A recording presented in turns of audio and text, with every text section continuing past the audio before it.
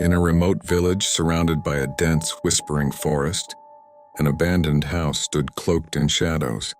Known as the house at the edge of the village, it was a place of unspeakable fear and sinister rumors. Villagers believed it was a haven for restless spirits. Cursed by the cries of the forgotten, none dared to approach, not even in daylight. But Jake, a skeptic and self-proclaimed adventurer, decided to prove everyone wrong. Under the pale light of a full moon, Jake tightened his grip on his flashlight and pushed the creaking wooden door open. The air inside was heavy, carrying the foul scent of decay. Walls were scrawled with strange ancient symbols, as if warning anyone foolish enough to enter. The floor groaned under his weight, and the cold seemed to wrap around him like a living thing. "Just an old house," Jake muttered, stepping further inside. Then came the sound, a rhythmic knocking from the upper floor. Jake climbed the rotting stairs cautiously, each creak threatening to give him away to whatever was lurking. At the top, he found a long corridor lined with doors, each scratched and scarred as though clawed by something desperate to escape. He entered the first door on the left.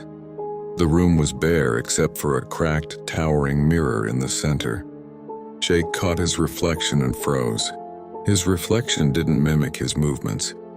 Instead, it smiled, a wide, chilling grin that didn't belong on his face. He stumbled back, but the reflection stepped forward, pressing against the glass as though trying to break free. The mirror shattered with an ear-splitting crash, sending shards flying. Jake bolted into the hallway, but the echo of laughter, his own, followed him.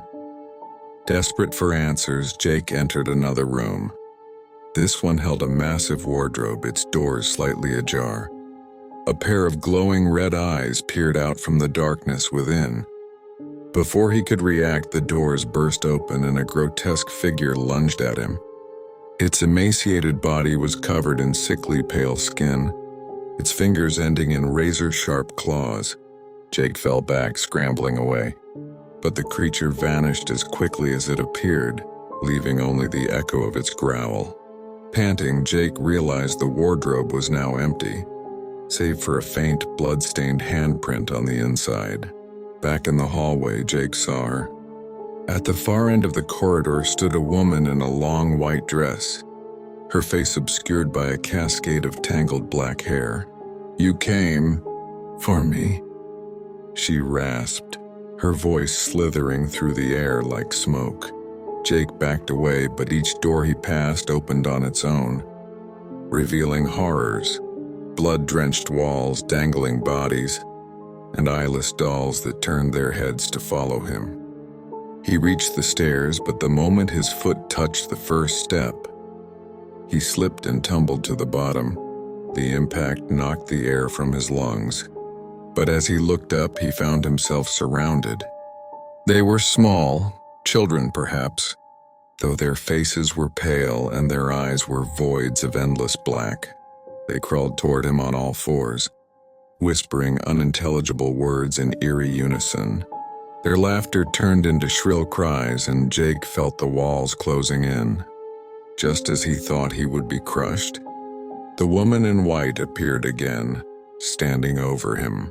This time, her hair parted, revealing a face disfigured with deep gashes and a smile that stretched far beyond what was humanly possible. "You cannot leave," she whispered, her cold fingers wrapping around his throat. "You belong to this house now." Jake's scream never came. His voice was swallowed by the house, and his vision faded into nothingness. The last thing he saw was the woman's eyes, black and endless, pulling him into the abyss. The next day, villagers noticed something strange. The house, silent as ever, now had a new resident. From one of the upper windows, the shadow of a man could be seen standing motionless, watching anyone who dared to pass by. But no one dared to look too long. After all, it wasn't the first shadow they had seen, and it wouldn't be the last.